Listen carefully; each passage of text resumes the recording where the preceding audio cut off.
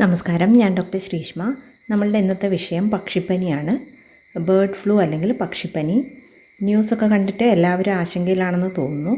പ്രത്യേകിച്ച് ഈ സ്കൂൾ തുറക്കാൻ പോകുന്ന അവസരത്തിൽ ഇങ്ങനെയൊരു ന്യൂസ് കേൾക്കുമ്പം അമ്മമാർക്കൊക്കെ നല്ല ടെൻഷനായിരിക്കും. കാരണം കോഴി മുട്ടയിടുന്നത് കൊണ്ട് മാത്രം മക്കൾ ലഞ്ച് കഴിക്കുന്നു എന്ന് സമാധാനിച്ച അമ്മമാർക്ക് ഈ വാർത്ത തികച്ചും ടെൻഷൻ ഉണ്ടാക്കുന്ന ഒന്ന് തന്നെയല്ലേ. എന്താണ് പക്ഷിപ്പനി എന്ന് നമുക്ക് നോക്കാം. ബേർഡ് ഫ്ലൂ അല്ലെങ്കിൽ പക്ഷിപ്പനി പക്ഷികളെ ബാധിക്കുന്ന ഒരുതരം വൈറൽ ഫീവറാണ്. പക്ഷികളിൽ നിന്നും പക്ഷികളിലേക്ക് പെട്ടെന്ന് തന്നെ പടരുന്നതുകൊണ്ട് പക്ഷികൾ കൂട്ടത്തോടെ ചാകാനിടയാകുന്നുണ്ട്. ഇത് പക്ഷികളിൽ നിന്നും മനുഷ്യരിലേക്കും പടരാനുള്ള സാധ്യതയുള്ളതുകൊണ്ട് നമ്മൾ മുൻകരുതൽ എടുക്കേണ്ടത് ആവശ്യമാണ്. ഈ രോഗം പകരുന്ന മാർഗ്ഗങ്ങൾ സ്രവങ്ങളിലൂടെ തന്നെയാണ്. ഇറച്ചി കഴിക്കുന്നതിൽ വഴി, മുട്ട, ഇതിൻ്റെ കാഷ്ടവുമായിട്ട് കോണ്ടാക്റ്റ് വരിക, ഇങ്ങനത്തെ കാര്യങ്ങളൊക്കെ കൊണ്ട് തന്നെ ഇത് പടരാനുള്ള സാധ്യതയുണ്ട്.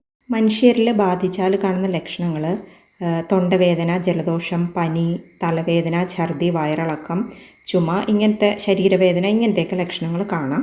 എന്തൊക്കെ പ്രിക്കോഷൻസ് എടുക്കാമെന്ന് നോക്കാം. വീട്ടിൽ കോഴികളെ അല്ലെങ്കിൽ താറാവിനെ അല്ലെങ്കിൽ ലവ് ബേർഡ്സിനെയൊക്കെ വളർത്തുന്നവർ ഇതുങ്ങളെ കൈകാര്യം ചെയ്യുമ്പോൾ ഗ്ലൗസ് ഇടുക, മാസ്ക് ധരിക്കുക, ഷൂസൊക്കെ ഉപയോഗിക്കുക. ഇതൊക്കെയാണ് മെയിനായിട്ട് നമുക്ക് വീട്ടിൽ ചെയ്യാൻ പറ്റുന്നത്. കൈകാലുകൾ ഹാൻഡ് വാഷ് ഇട്ട് കഴുകണം. ഹോട്ടലിൽ നിന്നുള്ള ഭക്ഷണം കഴിവതും ഒഴിവാക്കുക. പ്രത്യേകിച്ച് ഷവർമ പോലെയുള്ള ഭക്ഷണങ്ങൾ, പിന്നെ മയോണൈസ് ചേർന്ന ആഹാരങ്ങൾ, പിന്നെ ഐസ്ക്രീം, ഇതൊക്കെ ഒഴിവാക്കണം. ബുൾസയും പൂർണ്ണമായിട്ട് ഒഴിവാക്കണം. ഇറച്ചിയൊക്കെ തന്നെ നന്നായിട്ട് വേവിച്ച ശേഷം മാത്രം ഉപയോഗിക്കുക. ഫ്രിഡ്ജിൽ വെച്ചിട്ടുള്ള ഉപയോഗം പൂർണ്ണമായിട്ട് ഒഴിവാക്കുക. പാചകത്തിന് മുമ്പ് ഇറച്ചിയൊക്കെ മേടിച്ചിട്ട് ഒരു 15-20 മിനിറ്റ് കല്ലുപ്പിട്ട വെള്ളത്തിൽ ഇറച്ചി കുതിർത്ത് വെക്കുന്നത് നന്നായിരിക്കും. അതിനുശേഷം നന്നായിട്ട് കഴുകിയെടുത്ത് വേവിച്ചെടുക്കാം.